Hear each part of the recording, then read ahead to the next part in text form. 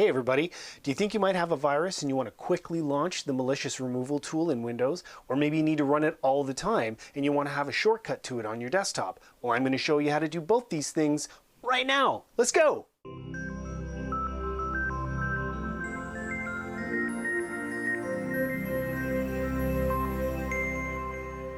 Okay, here we are in Windows and this is what you need to do. Press the Windows key and the R key.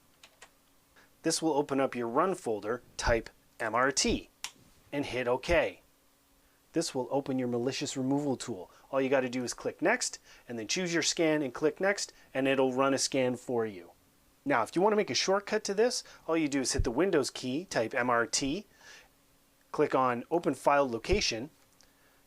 It'll take you right to the executable, right-click, and choose Create Shortcut.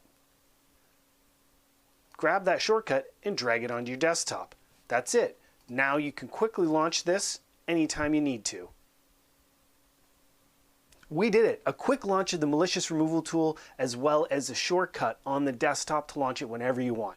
I hope this was useful to you, and if it was, like, subscribe, share, ring the notification bell so you know the next time a video comes out. And until next time, thanks for watching here at Quick and Easy Quickies.